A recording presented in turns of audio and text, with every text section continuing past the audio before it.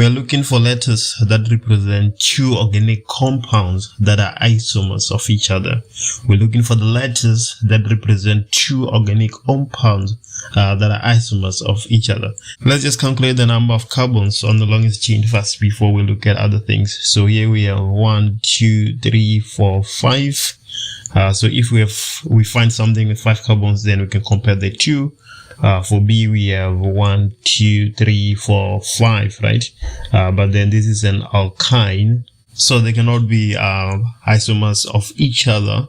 And then for C, we have 1, 2, 3, 4. And then for D, we have 1, 2, 3, 4, right? And then that looks like exactly what we're looking for. So for 2.1.1, we have C and D. We have the same exact molecular formulas. And then 2.12 is saying which type of isomers, chain, functional or positional, did we identify in 2.1.1. So let's go ahead and do some analysis. So at C we have an aldehyde, right? At C we have an aldehyde. Why are we seeing an aldehyde? Because we can see this kind of functional group, right? And then for D we have a ketone. Why are we saying we have a ketone? Because we have something of this manner, right? So 2.1.2 we're gonna say functional isomers, because an aldehyde is a functional isomer of a ketone, right? And then let's move ahead and go to 2.1.3. So 2.1.3 is saying that the general formula of the homologous series to which compound B belongs. So compound B is an alkyne, right? The formula is CnH2n-2. Yeah, that's all we have to do there. And 2.1.4, name of the functional group of compound F. So compound F, we have OH here, so we already know that that's an alcohol, right? That's an alcohol. So what is the name of the functional group? Hydroxyl. For 2.1.4 we have hydroxyl. And then 2.2, we're looking for the IUPAC name. So 2.2.1, we're looking for the name of compound A, right? So first things first, we look for the longest carbon chain, right? We have, let me just erase this number so that we can start from the bottom again. We have 1, 2, 3, 4, 5. We actually have 6 because we have that carbon there, right? So 6, we know that on our name is supposed to have hex, right? And then it's an alkane, a haloalkane. So there is no position for the functional group, right? It's at the first position because we're just looking for one dash. So we just have hexane here. And now we can look for the branches and the halogens, right? So look at this. If you start counting from here where I started with 1, right? On the third carbon, you will get a halogen. And then if you start counting from this side, which I wrote 6 from, right? So you're going to have 6, 5, 4. So on the third carbon, you're going to have branches. So what takes preference? Is it the branches or is it the halogen when it comes to naming, right? Please just leave a comment and let me know what your answer is for this question. We're just going to move to 2.2.2, right? So 2.2, we're looking for the IUPAC name of compound B. So compound B, we have 1, 2, 3, 4, 5. If we have 5 carbons, we should have pent, right? And then we'll look for the functional group. So this is so that will be 1, 2. So it's pent 2, Y and E, right? Now we can look for the branches. So 3, 4, we have a branch on the fourth. We actually have 2 branches on the fourth carbon. So we're gonna have 4, 4 dash di because we have 2, right? And then methyl, and that's the name for compound B. Compound C, 2.2.3. let's go to our table and look for compound C. So we have 1, 2, 3, 4. We have 4 carbons, right? So we know that we're supposed to have but. And then this one is pretty much straightforward. We have a double bond here of oxygen. We know that it's aldehyde. So here we're just gonna have butanol, right? We don't have to stress ourselves with the position of the oxygen, because if the oxygen is not on the first carbon, then it's no longer an aldehyde anymore. We have to resort to something else, right? Yeah. So 2.3. So 2.3 is saying that compound F reacts with a carboxylic acid to form compound S in the presence of a strong acid. So compound F reacts. So compound F is an alcohol, right? So we have an alcohol reacting with the carboxylic acid to form compound S, right? So acid and alcohol, we know that the name of that reaction. So 2.3.1, we have esterification, right? So that is esterification. So we have esterification for 2.3.1, and then 2.3.2, compound S has a empirical formula of C3H6O, right? And a molecular mass of 116 grams per mole. So this here, which we have, this 116, right? It is the molecular mass, right, of the compound. And we know fully well that the molecular will always be equals to N multiplied by the empirical, right? The empirical. So if we look in for this number N, which we must multiply the empirical with to find the molecular, we must say that N. So we're saying that N is equals to the molecular divided by the empirical. Right? We're talking about the molar mass here. So the molar mass of the molecular is given to us as 116. So now we just need the molar mass of the empirical. So we have 3 carbons, right? So that will be 3 multiplied by 12 plus 6 hydrogen. So that will be what? 6 multiplied by 1 plus oxygen. That will be 16, right? So if we punch that in our calculator, we shall get N is equals to 2, right? So now we can say that the molecular formula is equals to N multiplied by the empirical, right? Empirical. But we know that N is 2 and the empirical is C3H6O, right? So if we work that out, we're gonna get C6H12O2.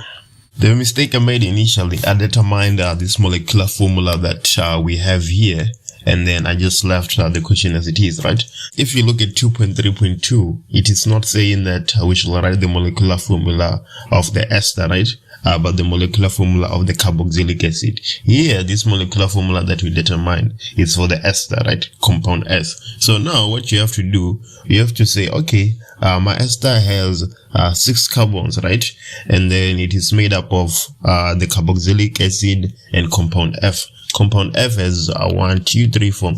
Compound F is this alcohol here. It has 4 carbons, right? So if the alcohol has 4 carbons, where's the other 2 carbons coming from? They're coming from the carboxylic acid. So our carboxylic acid has 2 carbons, right?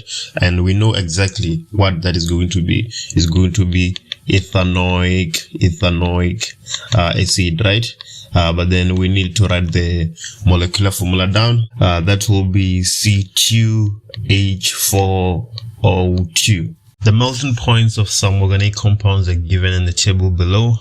And then the first question, 3.1.1, is saying that to which homologous series does the above compounds belong to? So let's look at how the names are ending, right? So you can see that compound A, ONE, that's a ketone, ONE, that's a ketone, ketone, and ketone. So all these compounds in our table, they belong to the ketone, the ketone series, right? And then the next question, 3.1.2, says the melting points of compound A, B, and C are compared. So we have A, B, and C, right? We're comparing the melting points of those compounds. Write down the control variable for this comparison. So the control variable is what we keep the same, right? It's what makes the comparison fair, right? If you look at A, B, and C, you will realize that we have ketones, right? But then not only do we have ketones, but they are all straight chain, right? So our variable for this comparison is the fact that we're using straight chain ketone, right? That's the variable we control in there. And then 3.1.3, the melting points of compound C and D are compared. Fully explain the difference in the melting points of these two compounds.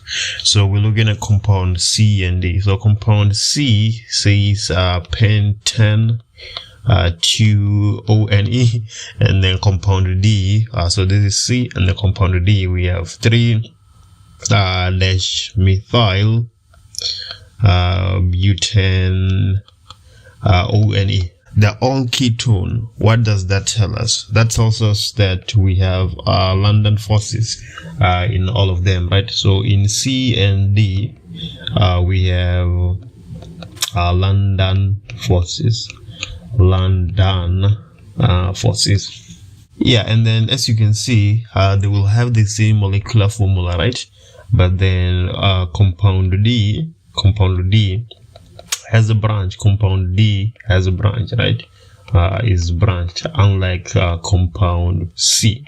If compound D is branched, then we're gonna require less energy to overcome the intermolecular forces in D, right? Compared to C, right? As a consequence of that, compound D, right? So compound D will have a lower melting point. Melting point, right? Now let's move to 3.2. So 3.2, the first question here, 3.2.1, saying let's define the term vapor pressure, right? And yeah, as always, I'm just gonna leave that for you. And 3.2.2, let's write down a suitable conclusion for this experiment, right? For this investigation, I mean. Let's look at what's happening here. So we have the table below shows the results obtained from an experiment to determine the vapor pressure of different straight chain primary alcohols at 300 kelvins, right? And then we have the alcohols going down. The length of the chain is increasing, right? C, C2, C3, and so on.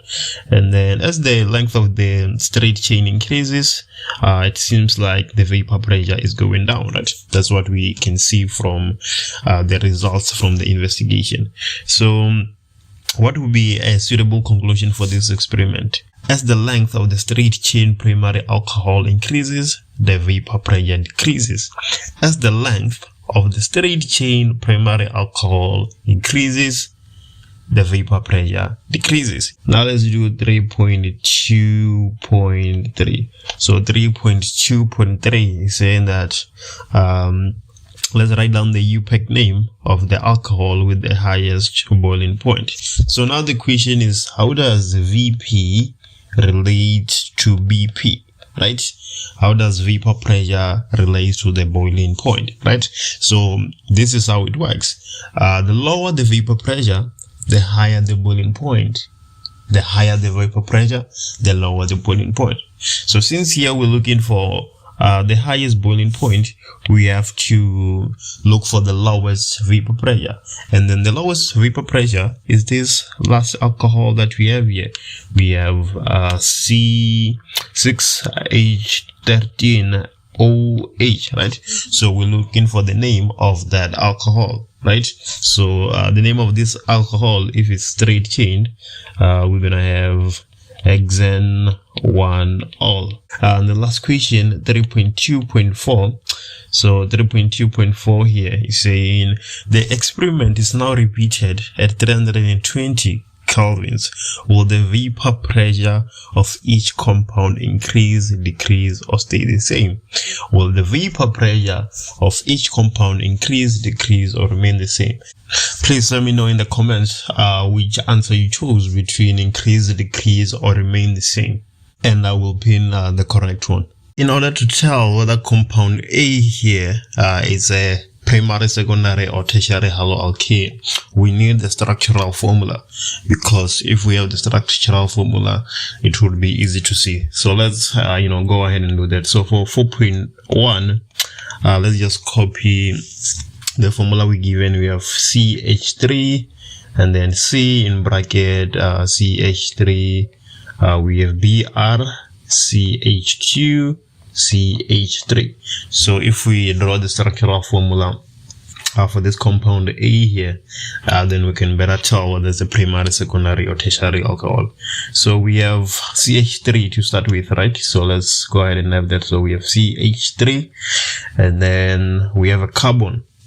On that carbon, we have a branch here, as you can see, right?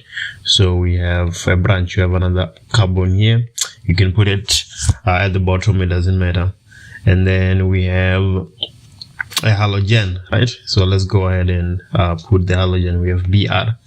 We have another carbon, 2 hydrogens, another carbon, and 3 hydrogens, right? So with these dashes, you can fill in the H's. Let me just do that so that it can look our image better than it does now. So there goes our carbons, our hydrogens, there goes our hydrogens. And so is this compound a primary, secondary, or tertiary haloalkene? That's the question we're trying to answer, right? So here's the halogen here, Br, right? And then it's attached to this carbon, right?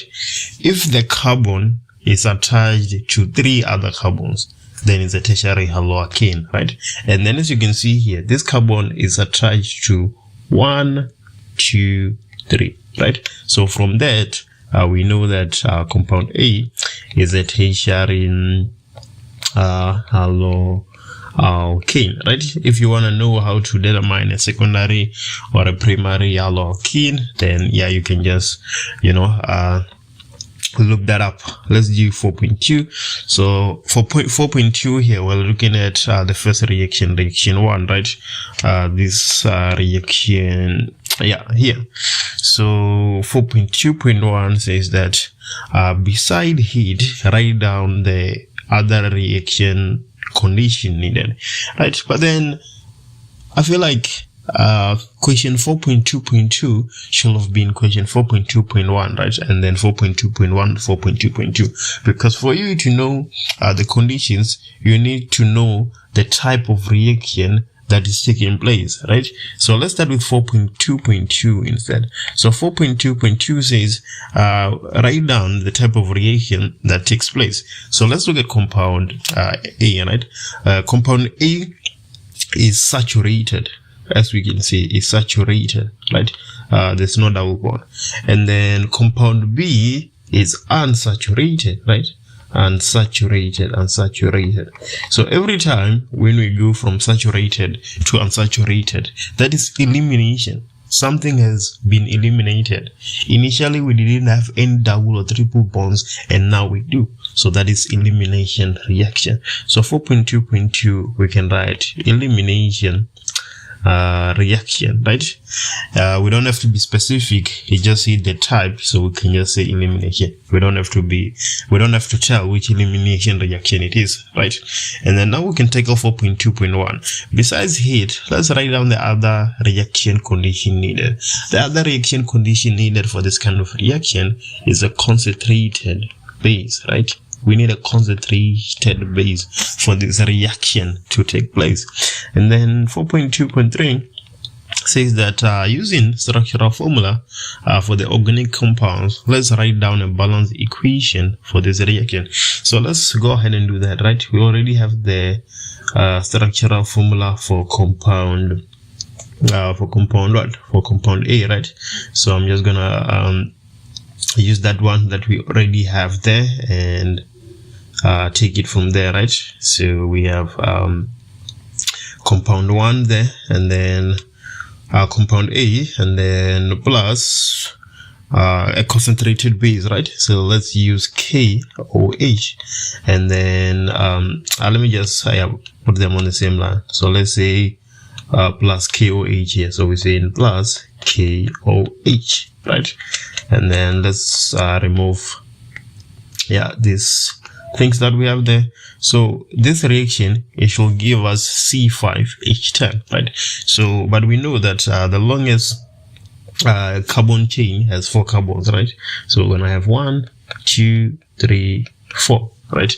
And then now we can start breaking down our reaction, right? So we're gonna have a carbon here, we're gonna have a hydrogen here, we're gonna have a hydrogen here, and we're gonna have another hydrogen. We still have that branch there, so let's just put that branch there. And then here we're going to lose the BR, right? So the BR that we had here, we are going to lose it there. So if we lose it there, obviously we should have a double bond, right? Because carbon should have 4 bonds. So there goes our double bond here. We have a hydrogen. So now because we have a double bond, we must lose this hydrogen that was in that position, right? And then the last carbon is still intact, nothing has changed, right? And then we're gonna have this structural formula here for the organic compound, and then plus we had KOH, so we're gonna have plus KBr plus H2O. So the structural formula should look something like that. Let's do 4.3. So 4.3 is saying that let's write down the structural formula of compound C, right? So let's look at compound C. Compound C is right here, right? And we need the structural formula for compound C. Compound C is an alcohol, right? And then we get it from compound B via some reaction Q. So let's write down compound B and see how we can end up with an alcohol from that. So compound B, we have 1, 2, 3, 4 carbons, right? And then let's put our hydrogens there, and then another hydrogen here, a double bond, a hydrogen, a branch. We have a branch here, and then we have what do we have? A hydrogen there, a hydrogen here, and a hydrogen here. So from compound B to compound C, we need 2 more hydrogens, right? And 1 oxygen. So how can we possibly do that? Let me show you, right? So instead of having a double bond here, we're gonna have OH, right? And then here we're gonna have a hydrogen, and that's the structural formula of compound C, right? And then now 4.3.2. So 4.3.2 is saying that let's write down the name or formula of the inorganic reagent needed for reaction. For reaction 2, that is H2SO4. We need H2SO4 for that reaction to take place. And 4.3.3 says which type of addition reaction takes place in reaction 2. We add in 2 hydrogens, right? 2 hydrogens and 1 oxygen. You can see here that we have H2O basically, and that addition reaction is hydration, right? So 4.3.3 we have hydration. Now 4.4.1 is saying that let's consider reaction 3, write down the type of reaction that takes place. So compound A is saturated, right? It's saturated, no double bonds. And then compound C is also saturated, no double bonds or triple bonds, right? That reaction, it's substitution. Because of that, right? We're only substitution. We are only substituting. We're not adding or removing anything, right? So it cannot be addition or elimination. It can only be substitution. So 4.4.1, we have substitution reaction, substitution reaction. And 4.4.2, 4.4.2, besides heat, write down the other reaction condition needed. We need a dilute base, so we have dilute base here for 4.4.2. In experiment A, we have 25 degrees Celsius and it is without a catalyst, right? And then in experiment B, we have 25 degrees Celsius, but then now we have a catalyst. And the first question, 5.1, is in which experiment, A or B, is the reaction rate higher? Use the collision theory to explain the answer. So the only difference between experiment A and experiment B is the fact that we have a catalyst in experiment B, right? And then if we have a catalyst, the catalyst will lower the activation energy. So our answer here will be B. It will have a higher reaction rate. Why are we saying so? The first point is that the catalyst will provide an alternative route of lower activation energy. If that is the case, then more molecules will have kinetic energy, which is equals to or higher than the activation energy. And then lastly, more effective collisions per unit time. And then as a consequence, a higher reaction rate. So that is the answer to 5.1. Right. And now 5.2. Let's look at 5.2 and see what the question says. So 5.2, the Maxwell-Boltzmann distribution curves X and Y for the two above experiments are shown below. Identify the curve X or Y that represents experiment C. So let's go to experiment C and do some analysis. So experiment C is right here. The temperature is 35 degrees Celsius, right? And then in A and B, the temperature was 25 degrees Celsius. And then it is without a catalyst. So which curve, X or Y, is for experiment C?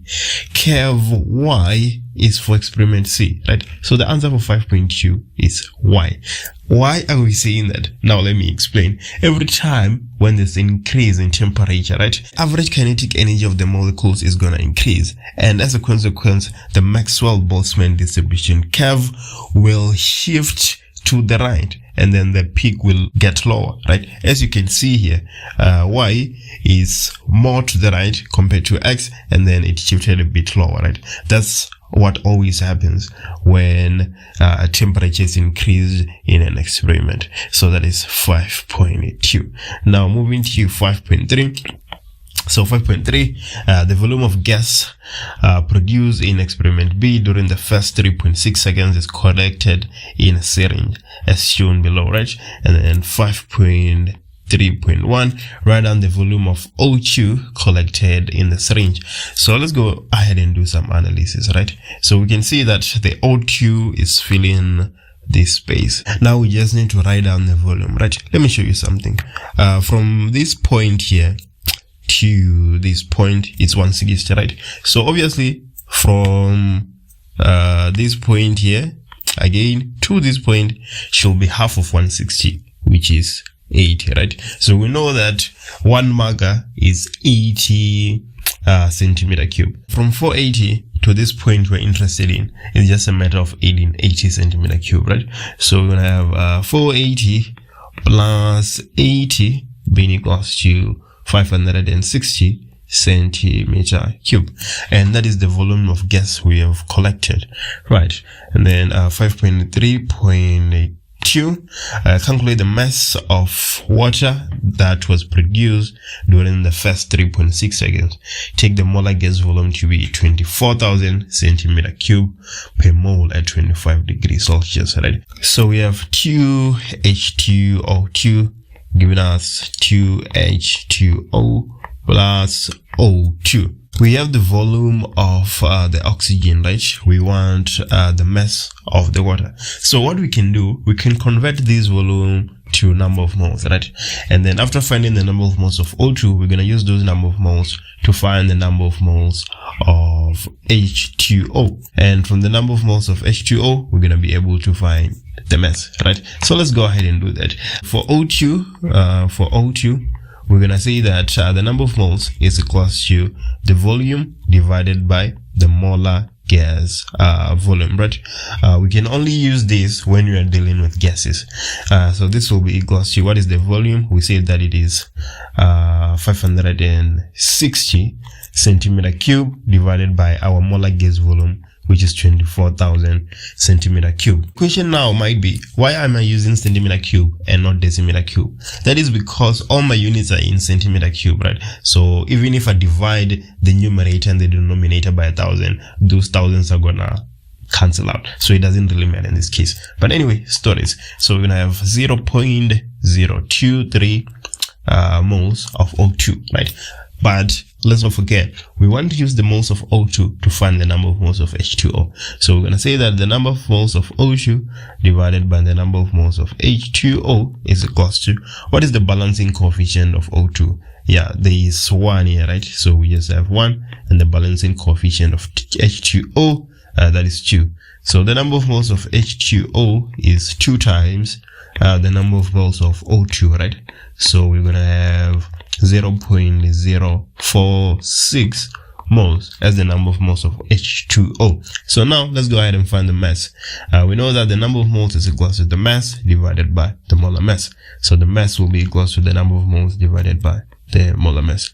What is the number of moles again? 0.046. The molar mass of H is 1, right? But then we have 2 hydrogens, so we multiply that by 2. Plus the molar mass of oxygen, which is 16, right? So if you put that in your calculator, you should get 0.83 grams. So that is the mass of H2O, which is produced during the first 3.6 seconds. Right. Let's do 5.4. 5.4.1. So we have a graph which is not drawn to scale. It is obtained for the mass of oxygen gas produced over a period of time in experiment A. And then the first question is saying, write down the rate of production of oxygen gas for the interval 30 seconds to 36 seconds. So let's go to our graph. We have 30 seconds right here, right? And then this is the mass of oxygen, and then 6 seconds later we have 36 seconds here, and the mass of oxygen has remained the same, right? So the change in the number of moles is 0, right? So that will tell us that our rate of production is 0 grams per second, right? There's no oxygen being produced anymore, right? Our reaction has been completed. And now 5.4.2, will the rate of the reaction in the interval 3 to 9 seconds be greater than, smaller than, or equal to the rate of reaction in the interval 9 to 20 seconds? In the interval 3 to 9 seconds, it's going to be greater than. It's going to be greater than, right? The question might be, why are we saying it's going to be greater than? Let's not forget that at the start, we have a lot of concentration, right? We have a lot of number of moles. But then as the reaction goes on, then we have less number of moles. And let's not forget what the collision theory says about the concentration. The higher the concentration, the higher the rate of the reaction. So as the F's will lose number of moles, then the reaction rate sort of goes down. And then 5.4.3, the average rate of decomposition of hydrogen peroxide is 2.1 times 10 to the minus 3 moles per second. Let's calculate the value of time t on the graph. So we're looking for this time here. This is where our reaction ends, right? So let's jot down the information we have and see which technique we can use here, so to say. So we have the rate of reaction of hydrogen peroxide, which is 2.1 times 10 to the minus 3 moles per second, right? And then what else do we have? Let me see. We can say that the rate of reaction is equal to the change in the number of moles divided by the time, right? So if we use this equation, we would be able to find the time, which is what we are looking for. The rate of reaction, we have it. So we just need to find the number of moles, the change in the number of moles of hydrogen peroxide, right? If we do that, we have the change in time. We have the value of T, right? But then how can we possibly do that? We have the mass of O2, which is produced, right? We can convert this mass to number of moles. And then after converting that mass to number of moles, we're going to use it to find the number of moles of hydrogen peroxide, right? And then substitute in this formula and we are done. Again, grade 12 chemistry, the first half is organic chemistry, and the second half, you're just trying to find the number of moles. So let's go ahead and do that. So for O2, Right, we have a mass which is 0.9 grams, right, at time t. Yeah, it's easy to see them. And then the number of moles will be equals to 0.9 divided by O2. So O2, that would be 16 multiplied by 2, right? So we have 32, and then if you put that in your calculator, you should get 0.028 moles. So we have the number of moles of O2. Now let's use the number of moles of O2 to find the number of moles of hydrogen peroxide. So we're gonna say the number of moles of O2 divided by the number of moles of H2O2 is equals to the balancing coefficient. The balancing coefficient of O2 is 1. That of hydrogen peroxide is 2. So the number of moles of hydrogen peroxide is 0.028 multiplied by 2, which is 0.056 moles. So yay, we have the change in the number of moles of the hydrogen peroxide, right? So now we can substitute it back here into our formula, right? So let me do that. The rate of reaction is 2.1 times 10 to the minus 3. The number of moles is 0.056. Let me make sure. Yeah, 0.056. And then we have delta T here, right? You just apply a bit of math and you get delta T being equals to 0.056 divided by 2.1 times 10 to the minus 3. 26.67 seconds, right? We have a reaction between carbon and sulfur. The system reaches equilibrium at a temperature T in a sealed 2 decimeter container. The Kc value is 9.4 at a temperature T. The first question, 6.1, we're supposed to state Chatellier's principle. It says that when the equilibrium in a closed system is disturbed, the system will reinstate a new equilibrium by favoring the reaction that opposes the disturbance. That is Chatellier's principle. 6.1. 6.2, on the other hand, at equilibrium, 1 mole of CS2 is present in the container. Calculate the concentration of S present at equilibrium. What is the information we have? We have the Kc is equals to 9.4. We have the number of moles of CS2 at equilibrium. So the number of moles is 1 mole. But we are given the volume. It is said to be 2 decimeter cube. So we can find the concentration of CS2 at equilibrium. So the concentration of CS2 will be equal to the number of moles divided by the volume. This is going to be 1 divided by 2, which is 0.5 moles per decimeter cube. So we have the Kc and we have the concentration of CS2 at equilibrium. How can we possibly find the concentration of S at equilibrium? We can simply say that Kc is equals to the concentration of the products. So that is the concentration of CS2 divided by the concentration of the reactants. On the reaction side, we have carbon and sulfur. But carbon is a solid, so we don't include it in our Kc expression. In the denominator, we are only going to have sulfur to the power 2. Where is the power of 2 coming from? The balancing coefficient.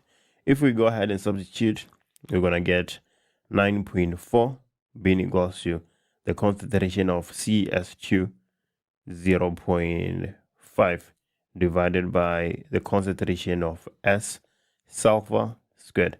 So the concentration of sulfur will be equals to 0.5 divided by 9.4. Everything to the power 1 divided by 2. We're taking square roots on both sides. If you put that in your calculator, you're going to get 0.23 moles per decimeter cube as the concentration of sulfur. There we go, 6.2. Let's go ahead and take a look at 6.3. So in 6.3, the volume of the container is now doubled. After a while, a new equilibrium is established. 6 2.3. How will the amount of sulfur change as this new equilibrium is established? Choose from increase, decrease, or remain the same. Okay, let's take a look at our equation. We have carbon plus 2 atoms of sulfur to give us CS2. Well, our reaction is reversible. What is happening? We are increasing the volume, right? So let's just note that we increase the volume. According to Le Chatelier's principle, if you increase the volume, the system will try to decrease the volume by favoring the reaction that opposes the change. The volume is increased. Increasing the volume decreases the concentration. This decreases the concentration. How can the system react to this change by increasing the concentration? It is going to favor the reaction that leads to more number of moles so that the concentration can increase again. Let's take a look at our reaction. On the right hand side, we have a balancing coefficient of 1 on our gas. And then on the left hand side, on the gas, we have a balancing coefficient of 2. If reverse reaction is favored, that is going to lead to more number of moles, as we have a balancing coefficient of 2 versus 1. So here, the reverse reaction is favored when the volume is doubled. When the reverse reaction is favored, then the amount of sulfur is going to increase. So the answer to 6.3 is increases. We don't have to answer 6.4 because in answering 6.3, we actually addressed it. Let's take a look at 6.5. If the concentration of CS2 changes by X mole per decimeter cube, write down an expression for the equilibrium constant Kc in terms of X. Show all your workings. No simplification or solving for X is required. Let's go ahead and take a look. The Kc is not going to change because in order to change the Kc value, we need to change the temperature, right? So the Kc is still equals to 9.4. The only change that is occurring is with regards to the concentration. Well, let's go ahead and draw our table. There we go. Before we doubled the volume, the concentration of sulfur was 0.23 and the concentration of CS2 was 0.5. When you double the volume, the concentration of sulfur is now going to be equals to 0.23 divided by 2, which is equals to 0.115. On the other hand, the concentration of CS2, 0.5 divided by 2, which will give us 0.25. This is because the volume is being doubled, so the concentration is being halved. So the initial concentration of sulfur, we have 0.115, while the initial concentration of CS2, we have 0.25. We are told that the concentration of CS2 changes by X. In 6.3 and 6.4, we've already explained that the reverse reaction is going to be favored. So this is going to be minus X. The concentration of CS2 is going to decrease by X. While on the other hand, the concentration of CS2 is going to increase by plus 2X. Why plus 2X? The balancing coefficient of sulfur is 2. So that's why we have that there. When I have 0.25 minus X, 0.115 plus 2X. We're going to have Kc being equals to the concentration of CS2 divided by the concentration of sulfur squared. So 9.4 is equals to 0.25 minus X divided by 0.115 plus X squared. This is our Kc expression. 7.2.3 is quite a tricky one, but let's start with 7.1 and see what happens, right? So I'm just gonna let you do 7.1.1 because that's just a definition, right? And then 7.1.2 says that let's give a reason why ethanoic acid is classified as a weak acid. We classify it as a weak acid because it ionizes incompletely, right? It ionizes incompletely. That's why we classify it as a weak acid. And 7.1.3, write down the formula of the two bases in the equation above, right? So let's, do it the conjugate acid base pair style, right? We know that CH3COH is an acid, right? So that will be the conjugate base there. So we're saying that this is the acid and this is the conjugate base. So if that is the acid, then this is the base, right? And then this will be the conjugate acid, so to say. So we're looking for the formula of two bases, right? So we have H2O and CH3COO minus, right? Yeah. And then 7.2.1, a flask contains 300 centimeter cube of a dilute sodium hydroxide NaOH of concentration 0.167 mole per decimeter cube. Let's calculate the number of moles of sodium hydroxide in the flask, right? So we know that the concentration is the number of moles divided by the volume. So the number of moles should be equal to the concentration multiplied by the volume. But what is the concentration? That is 0.167. And what is the volume? The volume is 300 centimeter cube. But we have to convert that to decimeter cube by dividing by 1,000, right? So now we just basically have 0.167 multiplied by 0.3, which is equals to 0.0501 moles, and that's the number of moles we have in the flask. Let's go ahead and look at what's happening in 7.2.2. So in 7.2.2, we are told that ethanoic acid of volume 500 centimeter cube. So let's have CH3COOH so that we can, jot down that information.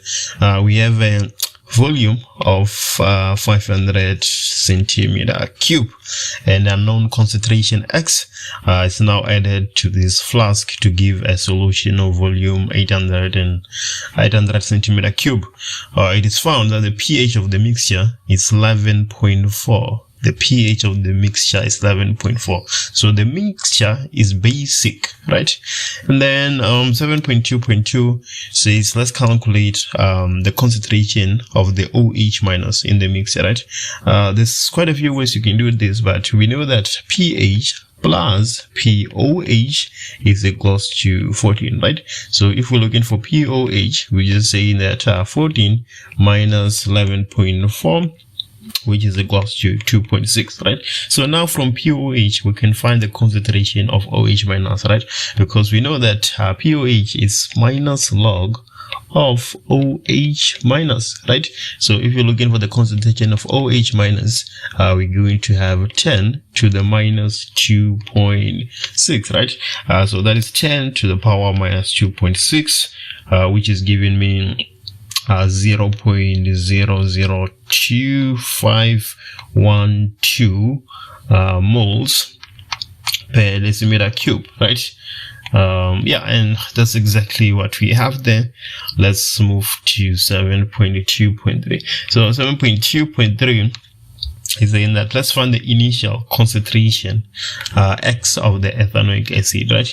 So this one is a bit tricky, right? You have to be thinking about a lot of things here, vibrating at a certain frequency. So it is found that the pH of the mixture is 11.4, right? pH is 11.4, right? We had an acid plus a base, and the pH is now 11.4, right? That can only happen if the acid is used up, right? Then we can have this pH of 11.4, right? So when solving this is the assumption that we are making, but then we don't really have to make that assumption. Let me show you something, because we can say that you can calculate the concentration of H plus, right, by saying 10 to the minus 11.4, right? But then if you do this, you're gonna get 0.000000000. So we basically don't have any acid left, right? So that's the assumption we're making the assumption that the acid is used up, right? So to calculate the initial concentration of the acid, we're gonna calculate the initial number of moles of the base and the number of moles of the base after the reaction, right? So if we find the difference, then we're going to have the number of moles of the acid, and then from the number of moles we're going to find the concentration using the volume, right? Yeah, I know that's a lot, but let's go ahead and figure it out, right? So from 7.2.1 we have the number of moles initially of sodium hydroxide, right? So we can say that the number of moles of NaOH initially is equals to, so we just go into our answer in 7.2.1, 0.0501. So we have 0.0501 moles, right? So now let's find the number of moles of NaOH after, right? After the reaction. So this is, before, and now we're looking for the number of moles after the reaction. So how can we possibly find the number of moles after the reaction? We can use the concentration of OH minus, right, which we have from 7.2.2. So we're going to say that the number of moles of OH will be equal to the concentration multiplied by the volume, right? So what is the concentration? The concentration is 0.002512 multiplied by the volume. But then this is the volume of ethanoic acid plus the volume of sodium hydroxide, right? So that will be 800 divided by 1000. 1000 is us converting to decimeter cube, right? So if you punch that in your calculator, you get number of moles which are 0.002001, right? Moles. So this is the number of moles after, this is the number of moles before. So we can find the number of moles of NaOH that are used, right? So when I have 0.0501 minus 0.00201, right? So 0.0501 minus, that we're gonna get 0.048 moles, right? So now that we have the number of moles, we can use the balancing coefficients, right? We can say that the number of moles of NaOH divided by the number of moles of CH3COOH should be equal to 1 divided by 1, right? The balancing coefficients. So the number of moles of CH3COOH is equal to 0.048 moles, right? But we want the concentration, so the concentration will be the number of moles divided by the volume. So we have 0.048 divided by a volume of 500 centimeter cube, right? So 500 divided by 1000, right? So if you punch that in a calculator, we will get 0.096 moles per decimeter cube. A piece of zinc is placed in a test tube containing acidified MnO4 minus. After some time, it is found that a redox reaction has taken place. Use the table of standard reduction potentials to answer the following questions. Write down the name or formula of the reducing agent. On your table of standard reduction potentials, you have your reducing agents on the right and your oxidizing agents on the left. It should be easy to see that the reducing agent is zinc. Why are we saying that the reducing agent is zinc? That is the question in 8.1.2. So let's go ahead and address that. When we look at zinc 2 plus and MnO4 minus, MnO4 minus is a stronger oxidizing agent, so it will undergo a reduction, meaning that zinc, on the other hand, the piece which is on the right hand side, It's our stronger reducing agent. It is going to undergo oxidation to form zinc 2 plus 2 electrons. That is 8.1.2. Let's take a look at 8.2 and 8.2.1. So we have a standard electrochemical cell, and the first question is to write the function of component Y. Component Y is a salt bridge. There's a few things that a salt bridge does for an electrochemical cell. One, it completes the circuit. It also provides a path for movement of ions. That is just some of the functions of component Y, a salt bridge. 8.2.2, in which directions will electrons flow in the external circuit? Choose from Ni to Mi, Mi to Ni. It means that now we need to determine whether Ni or Mn is the anode or the cathode. We have to go back to our table of reduction potentials. Mn is a stronger reducing agent. So this is where oxidation takes place. And we know that oxidation takes place at the anode. While on the other hand, Ni will be our cathode. In a galvanic cell, the anode is negative and the cathode is positive. Even though current flows from positive to negative, electrons flow from negative to positive. So that is the direction of flow of electrons, Mn to Ni. 8.2.3, we're supposed to calculate the initial EMF of the cell. So let's go ahead and do that. The initial EMF of the cell will be equals to the reduction potential at the cathode minus the reduction potential at the anode. At the cathode, we have Ni with a reduction potential of minus 0.27 minus the reduction potential at the anode where we have Mn, that is minus 1.18. If you put that in your calculator, you should get 0.91 volts. This is quite an easy one. Right, 8.2.4. Write down the balanced equation for the net reaction taking place. Let's start with the anode where oxidation takes place. At the anode, we have Mn. So we're going to have Mn losing 2 electrons to form Mn2 plus 2 electrons. And then at the cathode, we have Ni2 plus 2 electrons to give us Ni. It is easy to see that in equation 1, we have a loss of electrons. And in equation 2, we have a gaining of electrons. So in order to find the net cell reaction, we add the left-hand sides of the two equations and the right-hand sides of the two equations. But what we can do, we can ignore the electrons. We have 2 electrons on the left and the 2 electrons on the right. They're just spectators.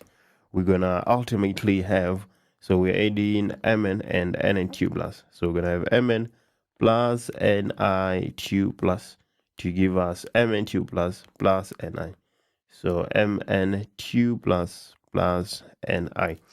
This is the net cell reaction. 8.2.5. The concentration of Ni to the 2 plus is now increased. Will the reading of the voltmeter increase, decrease, or remain the same? Okay, let's go ahead and make sense of this one. The initial EMF of the cell is given by the reduction potential at the cathode minus the reduction potential at the anode. We have an increase of Ni2 plus, the concentration at the cathode. So if you increase the concentration at the cathode, then this reduction potential is going to increase. If that reduction potential increases, it is easy to see that the reading on the voltmeter will also increase. But let's say, for instance, it was the concentration of Mn2 plus that was increased. Then the reduction potential at the anode would increase. And if the reduction potential at the anode is increasing, the reading on the voltmeter would decrease. But in our case, the reading on the voltmeter is increasing. This is quite a unique and special question. more especially when you take a look at 9.2.3. We're supposed to calculate the value of x as shown on the graph for 6 marks. What is the information we have? We have the current, which is 2.5 ampere, and the time, which is 10 hours. How do we go from current to time to x on the graph, which is basically the mass of the electrode? Well, you're about to find out. The first question, 9.1, we are supposed to define the term electrolysis. That is the use of electrical energy to produce a chemical change. The use of electrical energy to produce a chemical change. Usually, a lot of people will define it as a chemical process in which electrical energy is converted to chemical energy. That is also totally fine. That is 9.1. 9.2, on the other hand, the graph below, not drawn to scale, represents the changes in the mass of electrode T during electrolysis. We have the electrolysis of concentrated chromium chloride, CrCl3. We have two electrodes, R and T. The first question, 9.2.1, we're looking for the half reaction that takes place at electrode T. We have two electrodes, R and T. This is the mass. This graph is showing us the mass of the electrode T. As you can clearly see, the mass is increasing. And we know that the mass increases at the cathode. So T is our cathode and R is our anode. This is true for both galvanic cells and electrolytic cells. There is a mass increase at the cathode. So we need a half reaction that is taking place at the cathode. Okay, our electrolyte is CrCl3. The ions we have is Cl minus and Cr to the 3 plus. Those are the ions we have. But this CrCl3, it is an aqueous solution. So there's H2O. Apart from these ions, we also have OH minus and H plus. We know that N ions, they migrate to the anode, while cation ions migrate to the cathode. So that's why I have Cl minus and OH minus under the anode, and C to the 3 plus and H plus under the cathode. At the cathode, oxidation takes place. We're going to have oxidation of Cl minus, and at the cathode, reduction takes place. At the cathode, chrome 3 plus will undergo reduction. We can also see that from the net cell reaction that we are given. So the half reaction that will take place at electrode T, which is our cathode, will be Cr to the 3 plus 3 electrons to give us Cr. That is the half reaction that takes place at the cathode. 9.2.1.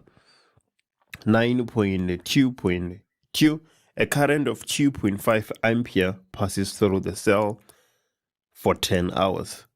Let's calculate the total charge that flows through the cell during this time.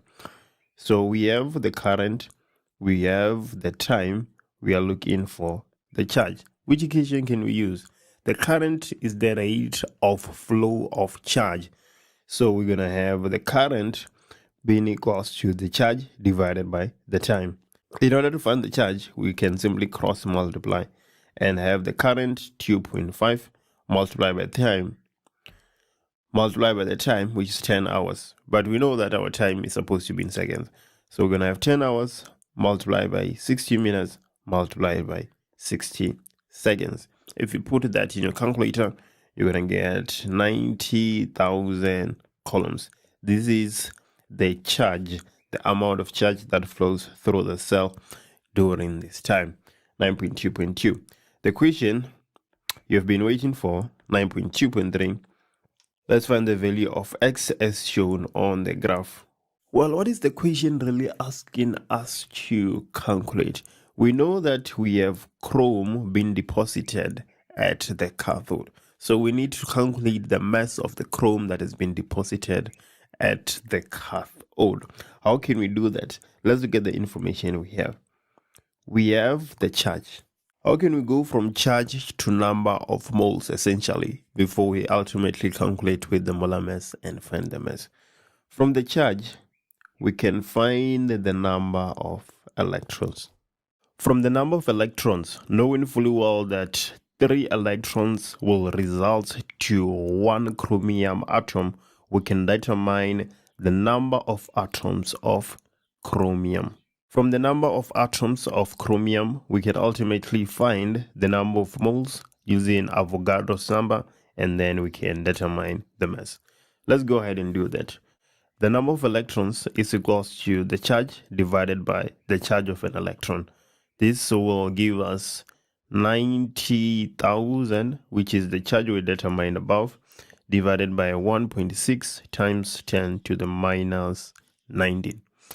That is equals to 5.63 times 10 to the power 23 electrons. Let's use it to find the number of atoms of chromium. Well, 3 electrons will give us 1 atom of chromium. So we can say that the number of atoms of chromium is equals to the number of electrons divided by 3. We're going to have 5.63 times 10 to the power 23 divided by 3. If you put that in your calculator, you're going to get 1.88 times 10 to the power 23 as the number of atoms of chromium. Now we can use the number of atoms of chromium to find the number of moles of chromium. The number of moles is equals to the number of atoms divided by Avogadro's number. This will give us 1.88 times 10 to the power 23, everything divided by 6.02 times 10 to the power 23. This is equals to 0.31 moles. So we have the number of moles. We can go ahead and find the mass. The mass will be given by the number of moles multiplied by the molar mass. 0.31 multiplied by 52. That is the molar mass of chromium. If you put that in your calculator, you will get 16.12. X is just equals to 16.12 plus 2.2. This will give us 18.32 grams.